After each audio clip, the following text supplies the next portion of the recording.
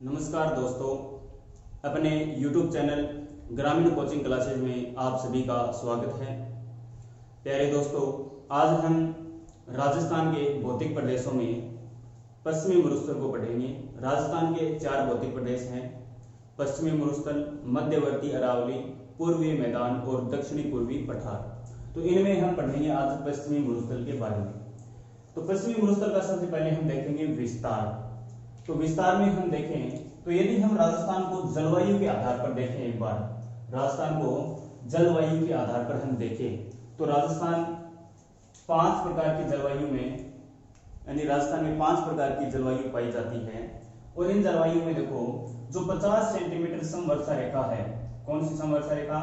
50 centimetre समवर्षा रेखा,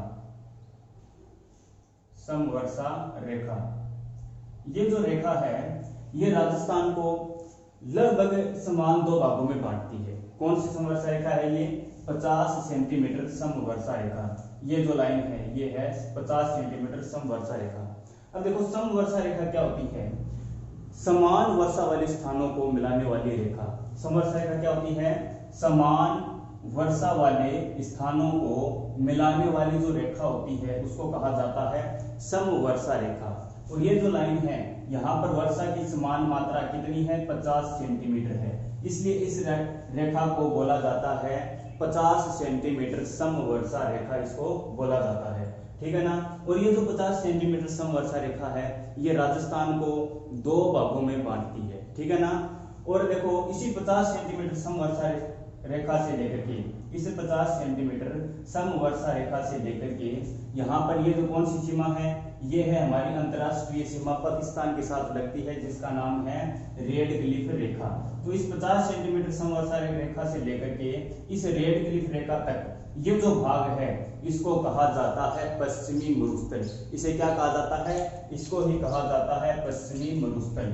तो ये जो भाग है इसको क्या कहते हैं? पूरे भाग को कहते हैं पश्चिमी मरुस्थल। ठीक है ना।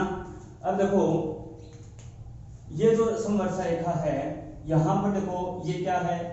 ये है मध्यवर्ती अरावली। और मध्यवर्ती अरावली के यहां पर यानी कि पश्चिमी भाग में हमारे 13 जिले आते हैं। राजस्थान के कितने जिले आते हैं? 13 जिले आते हैं। हम बात करें कौन से भाग की, तो अरावली के पश्चिमी भाग की। तो अरावली के पश्चिम में राजस्थान के कितने जिले आते हैं? 13 जिले आते हैं, जिसमें से यहाँ पर एक जिला है जिसका नाम है सिरोही। तो ये जो सिरोही जिला है, इन 13 जिलों में सिरोही जिला है, ये क्या नहीं है? मरुस्थलीय जिला नहीं है। ठीक है ना, ये मरुस्थल में नहीं आता है। और बाकी जो 12 जिले हैं वो किस में आते हैं? पश्चिमी मरुस्थल में आते हैं। तो वो कौन कौन से जिले हैं उनके बारे में हम पढ़ेंगे। देखो, तो यहाँ पर देखो, गंगानगर और हनुमानगढ़ 2 जिले हैं। तो हम बात करें, देखो, गंगानगर, श्री गंगानगर, फिर हम बात करें हनुमानगढ़,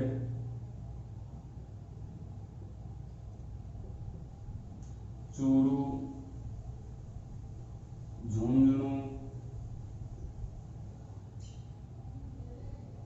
सीकर, श्री गंगानगर, हनुमानगढ़, चूरू, झुंझुनू, सीकर। फिर हम आगे बात करें तो सीकर के बाद हम बात करें नागौर, पाली, पाली के बाद में हम बात करें जालोर, बाड़मेर, जैसलमेर,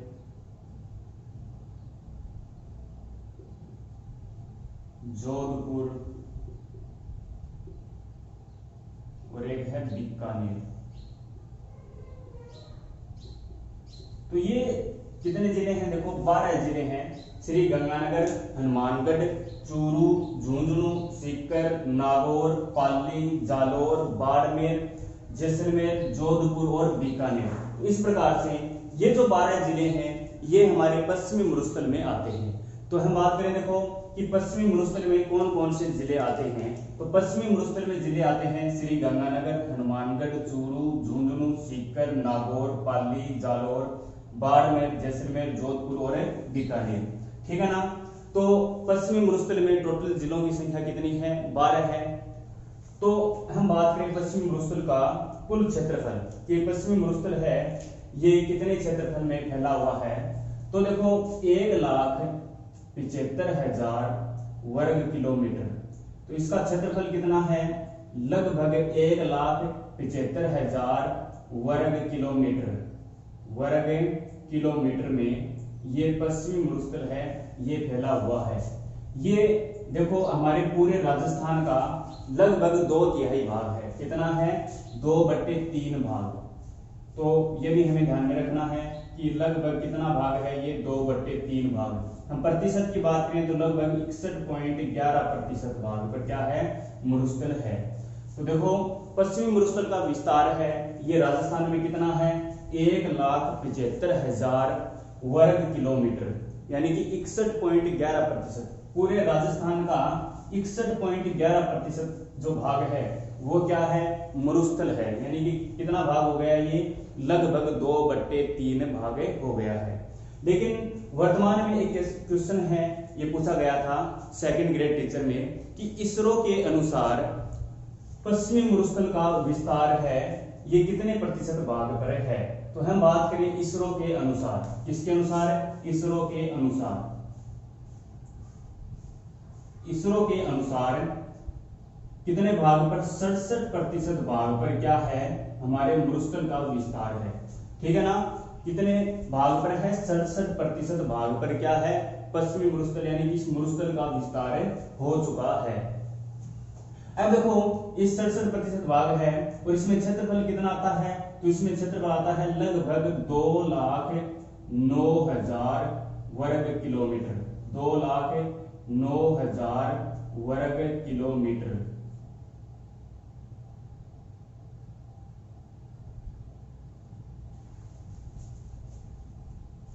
कितने भाग पर है? तो 2,09,000 वर्ग किलोमीटर में क्या है? पश्चिमी मरुस्थल का विस्तार है। ठीक है ना? तो ये हमें ध्यान में रखना है कि इसरो के अनुसार कितने प्रतिशत भाग पर पश्चिमी मरुस्थल का विस्तार हो चुका है या मरुस्थल का विस्तार हो चुका है। तो ये है 67% भाग पर। और कितना क्षेत्रफल है? तो लगभग 2,09,000 वर्ग किलोमीटर में क्या है? पश्चिमी मरुस्थल का विस्तार है। और देखो इसरो के अनुसार 5 और जिले ऐसे हैं जिसमें मरुस्थल का विस्तार है वो हो गया है। तो देखो कौन से हैं वो 5 जिले? तो इसमें हम बात करते हैं जयपुर, अलवर,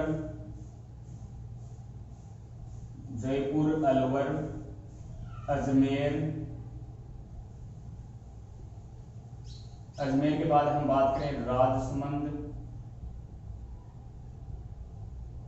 और सिरोही।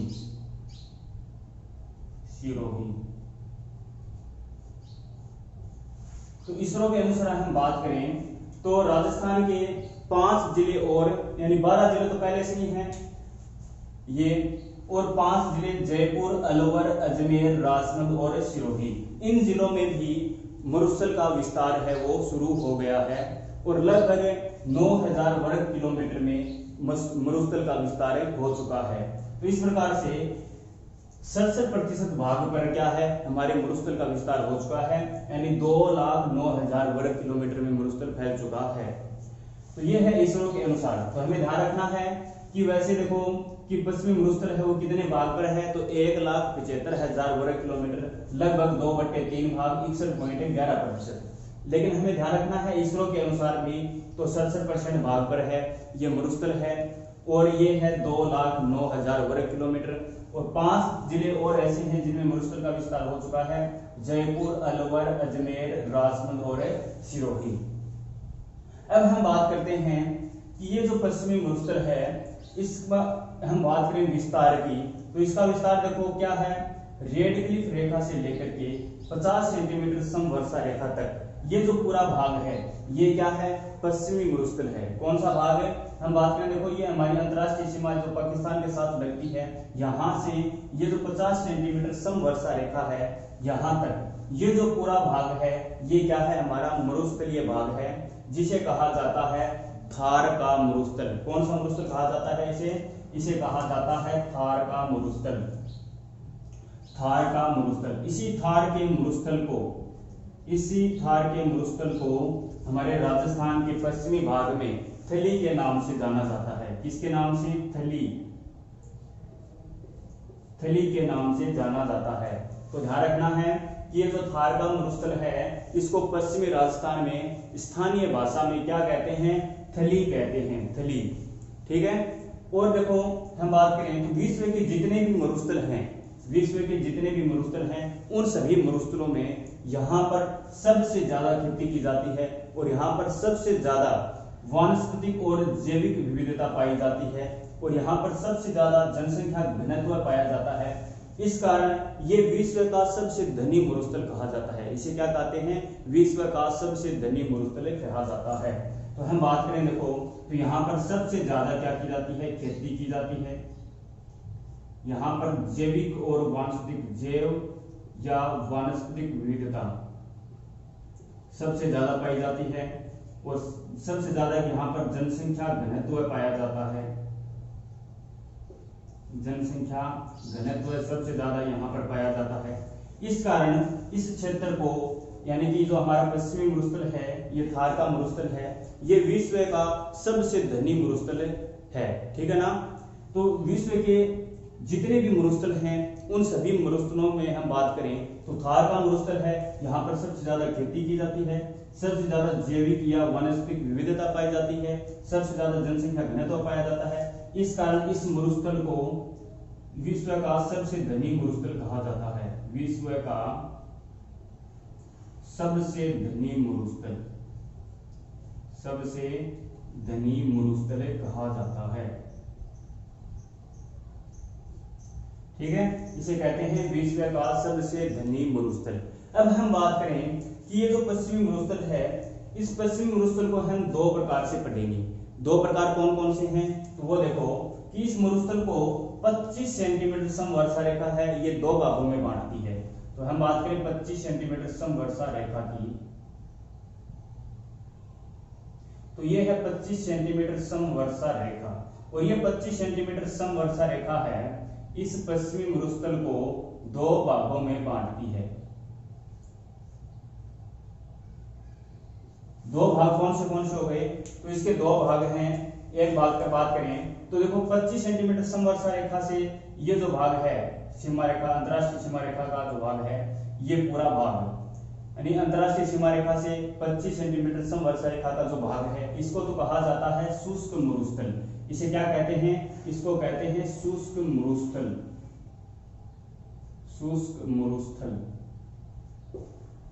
और ये जो भाग है 25 सेंटीमीटर समवर्षा रेखा से 50 सेंटीमीटर समवर्षा रेखा के बीच का जो भाग है, इसको कहा जाता है अर्ध शुष्क मरुस्थल।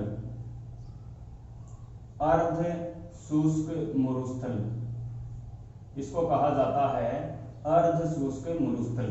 तो यह हमें ध्यान में रखना है कि 25 सेंटीमीटर समवर्षा रेखा, यानी अंतरराष्ट्रीय समवर्षा रेखा से 25 सेंटीमीटर समवर्षा रेखा है, इसके जो बीच का भाग है, ये जो भाग है, इसको तो कहा जाता है शुष्क मरुस्थल। और 25 सेंटीमीटर समवर्षा रेखा से 50 सेंटीमीटर समवर्षा रेखा का जो भाग है, इसको कहा जाता है अर्ध शुष्क मरुस्थल। इसको क्या कहते हैं? अर्ध शुष्क मरुस्थल। तो हम पहले पढ़ेंगे शुष्क मरुस्थल के बारे में। किसके बारे में पढ़ेंगे हम? शुष्क मरुस्थल के बारे में हम पढ़ेंगे। हमारा नंबर 1 पार्ट है शुष्क मरुस्थल। अब इस शुष्क मरुस्थल को भी हम दो प्रकार से पढ़ेंगे। इस शुष्क मरुस्थल में देखो बालू का स्तूप पाए जाते हैं और ऐसा भी क्षेत्र है जहां पर बालू का स्तूप नहीं पाए जाते हैं। तो देखो जहां पर बालू का स्तूप नहीं पाए जाते हैं वो क्षेत्र है, उसको बोला जाता है हमादा मरुस्थल। कौन सा भाग बोला जाता है उसको? हमादा मरुस्थल। तो यहाँ पर देखो कि ये जो भाग है, ये क्या है? चट्टानी भाग है, चट्टानी समतलीय भाग है। ठीक है, इस कारण यहाँ पर क्या है? बालू का स्तूप नहीं पाए जाते हैं। ठीक है ना। और यहाँ पर और जो शेष भाग है, यहाँ पर क्या पाए जाते हैं? बालू का स्तूप पाए जाते हैं। तो इस कारण हम शुष्क मरुस्थल को दो प्रकार से पढ़ेंगे। एक तो बालू का स्तूप युक्त प्रदेश और एक बालू का स्तूप विहीन प्रदेश। ठीक है, तो हम इसको कैसे दो प्रकार से पढ़ेंगे? तो देखो ये जो भाग है, पूरा भाग, यहाँ पर क्या पाए जाते हैं? बालू का स्तूप पाए जाते हैं। तो इस भाग को तो कहते हैं बालू का स्तूप बालुका स्तूप युक्त प्रदेश, बालुका स्तूप युक्त प्रदेश। और ये जो भाग है इसको कहा जाता है बालुका स्तूप मुक्त प्रदेश, बालुका स्तूप मुक्त प्रदेश। तो ये हमें ध्यान में रखना है कि जो शुष्क मरुस्थल है इसमें बालुका स्तूप पाए जाते हैं, उसको कहा जाता है बालुका स्तूप युक्त प्रदेश। और एक ऐसा क्षेत्र है जहां पर क्या है, चट्टानी भाग है, चट्टानी समतलीय भाग, तो यहाँ पर क्या है, इसको बोला जाता है बालुका स्तूप मुक्त प्रदेश। और यहाँ पर बालुका स्तूप नहीं पाए जाते हैं। इस कारण देखो इस भाग को अफ्रीका जो मरुस्थल है, सहारा मरुस्थल, उसको उसमें इस ऐसे बालुका स्तूप को कहा जाता है हैमादा मरुस्थल। तो इसे हम क्या कह सकते हैं, जो बालुका स्तूप मुक्त प्रदेश है इसको हम कह सकते हैं हैमादा मरुस्थल। क्या कह सकते हैं इसको, हैमादा मरुस्थल। ठीक है, इसको बोला जाता है हैमादा मरुस्थल। जो बालुका स्तूप मुक्त प्रदेश है यानी जहां पर बालुका स्तूप नहीं पाए जाते हैं इसको क्या कहते हैं, हैमादा मरुस्थल कहते हैं। क्योंकि ये चट्टानी भाग है इस कारण इसे क्या कहते हैं, हैमादा मरुस्थल कहते हैं। और ये जो भाग है पूरा और इसको छोड़ करके इसको कहा जाता है बालुका स्तूप युक्त प्रदेश, क्योंकि यहाँ पर बालुका स्तूप पाए जाते हैं जिसे स्थानीय भाषा में क्या कहते हैं, दोहरे कहते हैं। क्या कहते हैं, इन बालुका स्तूपों को दोहरे कहा जाता है। अब देखो हम सबसे पहले पढ़ेंगे बालुका स्तूप युक्त प्रदेशों के बारे में। तो देखो बालुका स्तूपों की हम बात करें तो बालुका स्तूपों में देखो यहाँ पर कौन कौन से बालुका स्तूप पाए जाते हैं। तो हम एक नंबर पर बात करें बालुका स्तूपों की, तो रेखीय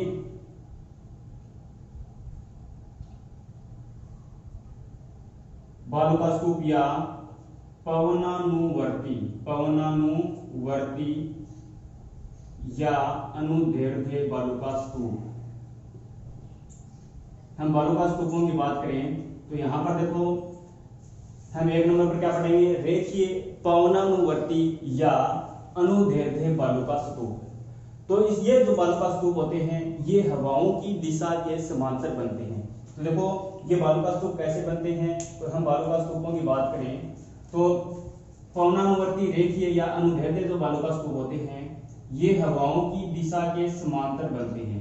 ठीक है ना, हवाओं की दिशा के क्या बनते हैं, ये समांतर। तो वे बालुका स्तूप जो हवाओं की दिशा के समांतर बनते हैं उन्हें क्या कहते हैं, रेखीय पवनानुवर्ती या अनुदैर्ध्य बालुका स्तूप कहा जाता है। तो ये हवाओं की दिशा के यानी वायु की दिशा के समांतर बनते हैं।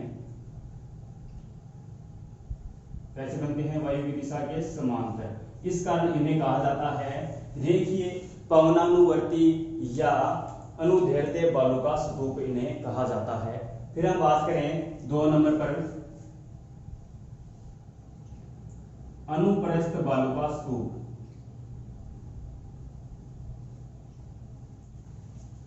अनुप्रस्थ बालुका स्तूप, अनुप्रस्थ बालुका स्तूप जो होते हैं ये बालुका स्तूप है हवाओं की दिशा के 90 डिग्री यानी कि लंबवत बनते हैं। कैसे बनते हैं, ये हवाओं की दिशा के लंबवत। तो देखो अनुप्रस्थ बालुका स्तूप क्या होते हैं, इस प्रकार से क्या है, ये हवाओं की दिशा के 90 डिग्री के कोण पर, ये हवाओं की दिशा है और ये कहां पर देखो कितने डिग्री कोण पर, 90 डिग्री। समकोण बोल सकते हैं, लंबवत बोल सकते हैं। तो ये जो अनुप्रस्थ या अनुप्रस्थ बालुका स्तूप जो होते हैं ये हवाओं की दिशा के कैसे बनते हैं, ये 90 डिग्री के कोण पर बनते हैं इस प्रकार से। ठीक है ना, 90 डिग्री कोण बोल सकते हैं, समकोण बोल सकते हैं इसको, और क्या बोल सकते हैं, लंबवत। तो वे बालुका स्तूप जो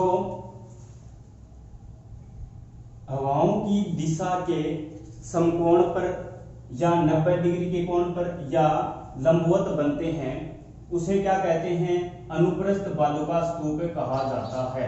उन्हें क्या कहते हैं, अनुप्रस्थ बालुका स्तूप कहा जाता है।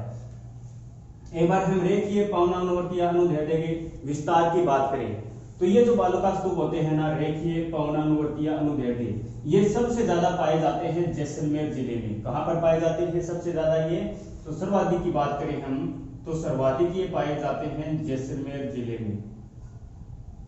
जैसलमेर जिले में सबसे ज्यादा पाए जाते हैं। और हम बात करें तो जैसलमेर, जोधपुर, बाड़मेर, इन जिलों में कौन से बालुका स्तूप पाए जाते हैं? रेखीय पवनानुवर्ती या अनुदैर्ध्य बालुका स्तूप पाए जाते हैं। और रेखीय पवनानुवर्ती या अनुदैर्ध्य बालुका स्तूप हैं, ये सबसे ज्यादा जैसलमेर जिले में पाए जाते हैं। और ये जो अनुप्रस्थ बालुका स्तूप हैं, ये सबसे ज्यादा पाए जाते हैं जोधपुर, बाड़मेर में सबसे ज्यादा पाए जाते हैं। ठीक है ना? तो अनुप्रस्थ बालुका स्तूप हैं, ये सबसे ज्यादा कहां पाए जाते हैं? जोधपुर और बाड़मेर जिलों में सबसे ज्यादा पाए जाते हैं। और ये हवाओं की दिशा के 90 डिग्री के कोण पर बनते हैं, इसलिए इनको कहा जाता है अनुप्रस्थ बालुका स्तूप। और जो हवाओं की दिशा के समांतर बनते हैं उन्हें कहा जाता है रेखीय पवनानुवर्ती या अनुदैर्ध्य बालुका स्तूप। अब हम आगे बात करें और बालुका स्तूपों की, तो एक होते हैं बरखान। क्या होते हैं? बरखान। बरखान जो बालुका स्तूप होते हैं, ये भी देखो अनुप्रस्थ बालुका स्तूप होते हैं। इनकी स्थलाकृति जो होती है वो अनुप्रस्थ बालुका स्तूप के समान ही होती है। ठीक है ना? और देखो बरखान की आकृति है, हम बात करें बरखान कैसे होते हैं, तो ये अर्धचंद्राकार होते हैं। बरखान कैसे होते हैं? इस प्रकार से क्या होते हैं? अर्धचंद्राकार। तो अर्धचंद्राकार जो बालुका स्तूप होते हैं उन्हें क्या कहते हैं? बरखान कहा जाता है। तो बरखान किन्हें कहते हैं? अर्धचंद्राकार बालुका स्तूपों को अर्धचंद्राकार बालुका स्तूपों को क्या कहते हैं? बरखान कहा जाता है। तो देखो बरखान किसे कहते हैं? अर्धचंद्राकार बालुका स्तूपों को क्या कहते हैं? बरखान कहा जाता है। और हम बात करें देखो कि बरखान की जो स्थलाकृति है वो कैसी होती है, तो बरखान की जो स्थलाकृति है वो अनुप्रस्थ प्रकार की होती है। कैसी स्थलाकृति होती है? अनुप्रस्थ प्रकार की होती है। ठीक है ना? ये भी हवाओं की दिशा के 90 डिग्री कोण पर ही बनते हैं। और बरखान हैं, ये सबसे ज्यादा जैसलमेर जिले में पाए जाते हैं। हम जिलों की स्पेशल बात करें तो बरखान हैं, ये सबसे ज्यादा कहां पर पाए जाते हैं? तो बरखान सबसे ज्यादा पाए जाते हैं जैसलमेर जिले में। कहां पर पाए जाते हैं? जैसलमेर जिले में सबसे ज्यादा बरखान पाए जाते हैं। और एक है नए बरखान। तो नए बरखान जो हैं वो सबसे ज्यादा पाए जाते हैं शेखावाटी में। तो नए जो बरखान हैं ये सबसे ज्यादा कहां पर पाए जाते हैं? शेखावाटी में। शेखावाटी में सबसे ज्यादा बरखान, नए बरखान पाए जाते हैं। देखो सबसे ज्यादा बरखान तो पाए जाते हैं जैसलमेर जिले में, और सबसे ज्यादा नए बरखान हैं ये पाए जाते हैं शेखावाटी जिले, शेखावाटी एरिया यानी चूरू, झुंझुनू, सीकर में। और चूरू में कहां पर? भालेरी में। और शेखावाटी में जैसे सीकर है, और चूरू में बात करें तो भालेरी जो गांव है वहां पर नए बरखान है ये पाए जाते हैं। और इसके अलावा हम बात करें बरखान की तो जैसे करनी माता है, लोनकरणसर है, बीकानेर है, और जोधपुर में ओसिया है, जोधपुर है, बाड़मेर है, यहाँ पर क्या पाए जाते हैं? बरखान पाए जाते हैं। ठीक है? एक होते हैं सीप। हम बात करें सीप की 4 नंबर, ये भी क्या है? बालुका स्तूप का ही प्रकार है सीप। जब देखो ये बरखान का बालुका स्तूप का वायु के कारण जब इसका एक हिस्सा क्या हो जाता है? समाप्त हो जाता है। अर्धचंद्राकार होते हैं, इसका एक हिस्सा क्या हो जाता है? कट जाता है या समाप्त हो जाता है, तो उसको क्या कहते हैं? सीप कहते हैं। और इनकी आकृति देखो इस प्रकार से होती है,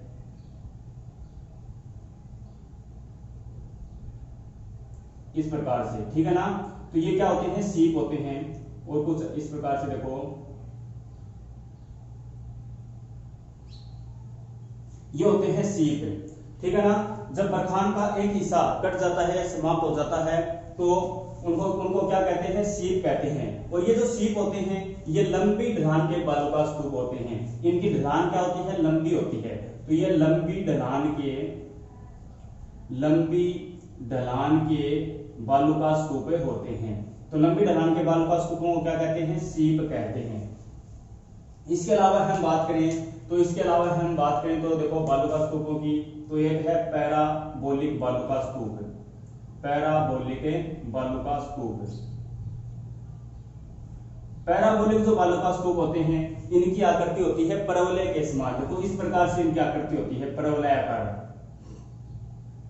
और देखो इनका विस्तार है, ये संपूर्ण राजस्थान में पाए जाते हैं। पैराबोलिक जो बालुका स्तूप हैं इनका संपूर्ण मरुस्थलीय क्षेत्र, देखो संपूर्ण मरुस्थलीय क्षेत्र में इनका विस्तार पाया जाता है। तो ध्यान रखना है ये कि पैराबोलिक की आकृति कैसी होती है, परवलय के समान होती है। इस प्रकार से परवलयाकार आकृति होती है इनकी, और ये संपूर्ण मरुस्थलीय क्षेत्र में पाए जाते हैं। संपूर्ण मरुस्थलीय क्षेत्र में पाए जाते हैं। तो ऐसे कौन से बालुका स्तूप हैं जो संपूर्ण मरुस्थलीय क्षेत्र में पाए जाते हैं, तो वो हैं पैराबोलिक बालुका स्तूप। इसके अलावा हम बात करें, एक होते हैं तारा बालुका स्तूप। कौन से बालुका स्तूप है, तारा बालुका स्तूप। और तारा बालुका स्तूप होते हैं, इनकी आकृति होती है तारे के समान, इस प्रकार से, ठीक है। ये होते हैं तारा बालुका स्तूप। मिट्टी के कटाव के कारण क्या हो जाते हैं, इनकी आकृति तारे के समान हो जाती है, इस कारण इनको बोला जाता है तारा बालुका स्तूप। और ये जो बालुका स्तूप हैं ये सबसे ज्यादा पाए जाते हैं जैसलमेर में पाए जाते हैं, मोहनगढ़। और ये कहां पर है, जैसलमेर में है। और एक है सूरतगढ़, और ये कहां पर है, तो ये है श्री गंगानगर में। तो तारा बालुका स्तूप हैं ये कहां पर पाए जाते हैं, तो ये पाए जाते हैं मोहनगढ़ जैसलमेर में, और सूरतगढ़ श्री गंगानगर में ये बालुका स्तूप पाए जाते हैं। फिर हम बात करें आगे तारा बालुका स्तूप के बाद में एक बालुका स्तूप होते हैं सक्कर काफिज बालुका स्तूप।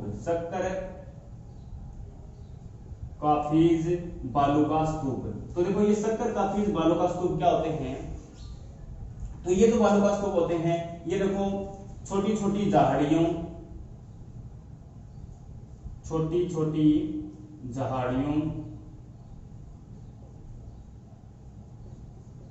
घास के कारण ये बनते हैं। कहां, देखो छोटी छोटी झाड़ियों घास के कारण कौन से बालुका स्तूप मिलते हैं, सक्कर काफिज बालुका स्तूप। और ये सबसे ज्यादा पाए जाते हैं पश्चिमी राजस्थान में। कहां पर पाए जाते हैं, ये पश्चिमी राजस्थान में पाए जाते हैं, ठीक है ना। तो देखो छोटी छोटी झाड़ियों घास के झुंड, ठीक है ना, इससे कौन से बालुका स्तूप बनते हैं, तो ये बनते हैं सक्कर काफिज बालुका स्तूप। और ये सबसे ज्यादा पाए जाते हैं पश्चिमी राजस्थान में। कौन से राजस्थान में पाए जाते हैं, तो ये पाए जाते हैं पश्चिमी राजस्थान में। इसके बाद हम बात करें, एक होते हैं अवरोधी बालुका स्तूप। कौन से बालुका स्तूप है, अवरोधी बालुका स्तूप। अवरोधी बालुका स्तूप, ये अवरोधी बालुका स्तूप हैं। ये देखो हवाओं की दिशा के अवरोध के कारण बनते हैं। तो ऐसे कौन से बालुका स्तूप हैं जो हवाओं की दिशा के अवरोध के कारण बनते हैं, तो ये बालुका स्तूप होते हैं अवरोधी बालुका स्तूप, ठीक है ना। ये हवाओं की दिशा के अवरोध के कारण बनते हैं। और ये जो बालुका स्तूप हैं ये पाए जाते हैं पुष्कर, बूढ़ा पुष्कर, नाग पहाड़,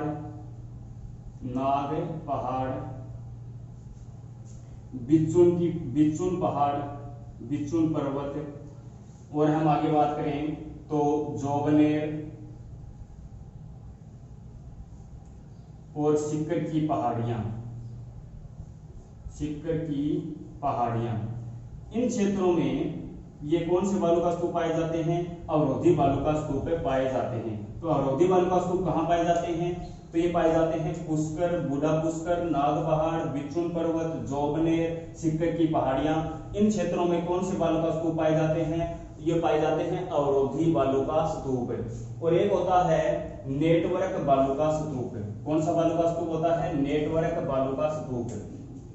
तो ये जो नेटवर्क बालुका स्तूप होता है, इसे ये देखो कि क्या है, देखो कई बालुका स्तूप मिलकर के एक जालनुमा आकृति बना लेते हैं। कई बालुका स्तूप मिलकर के जाल नुमा आकृति बना लेते हैं उनको क्या कहते हैं, नेटवर्क बालुका स्तूप कहा जाता है।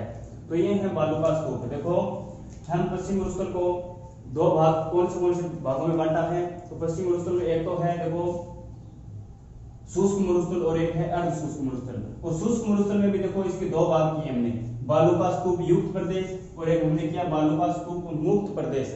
युक्त प्रदेश का मतलब है जहां पर बालुका स्तूप पाए जाते हैं, और बालुका स्तूप मुक्त प्रदेश का मतलब है कि यहाँ पर बालुका स्तूप नहीं पाए जाते हैं। इनको क्या कहते हैं, हमादा मरुस्थल कहते हैं।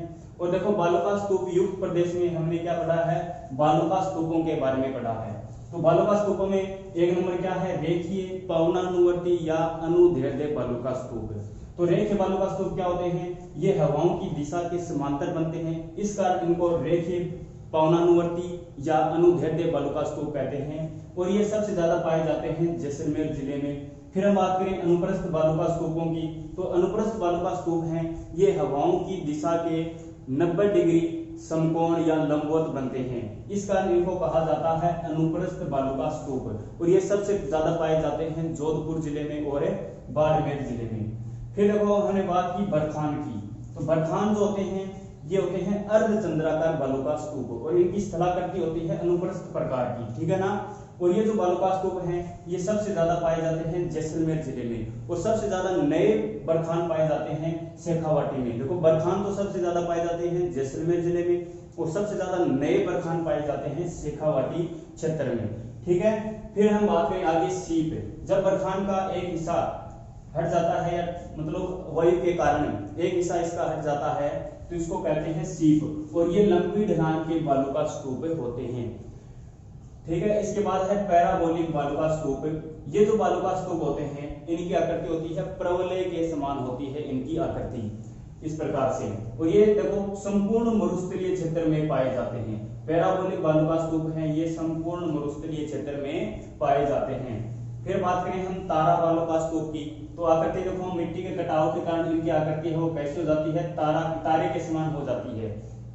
और ये बालुका स्तूप पाए जाते हैं मोहनगढ़ जैसलमेर और सूरतगढ़ श्री गंगानगर में ये पाए जाते हैं। एक होते हैं शक्कर काफिज बालुका स्तूप होते हैं, ये छोटी छोटी झाड़ियों घास के झुंड इनमें ये इनके कारण बनते हैं, इन पर ये बालुका स्तूप देखो बनते हैं इनके कारण, इस कारण इनको कहा जाता है शक्कर काफिज बालुका स्तूप। और ये पश्चिमी राजस्थान में सबसे ज्यादा पाए जाते हैं। एक होते हैं अवरोधी बालुका स्तूप, और ये जो अवरोधी बालुका स्तूप हैं ये वायु की दिशा के अवरोध के कारण बनते हैं, ठीक है। और ये बालुका स्तूप हैं ये पुष्कर, बूढ़ा पुष्कर, नाग पहाड़, बिचुल पर्वत, जोगनेर, सिक्कर की पहाड़ियां, इन क्षेत्रों में ये पाए जाते हैं अवरोधी बालुका स्तूप। एक होते हैं नेटवर्क बालुका स्तूप।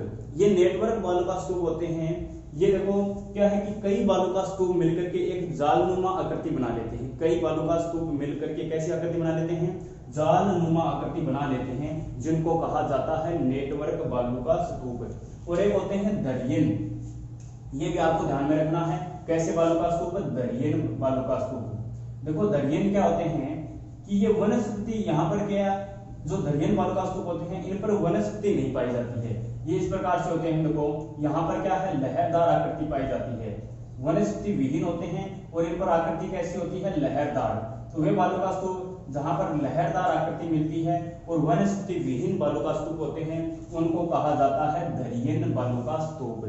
तो ये हमारा आज का टॉपिक है, और आज के टॉपिक में हमने क्या पढ़ा है, बालुका स्तूप युक्त प्रदेश। अगले टॉपिक में हम पढ़ेंगे बालुका स्तूप मुक्त प्रदेश, यानी कि मध्य मरुस्थल का जो भाग है जहां पर बालुका स्तूप नहीं पाए जाते हैं, ये हम पढ़ेंगे अगले हमारा टॉपिक में। तो आज के लिए हमारा टॉपिक है ये इतना ही रहेगा।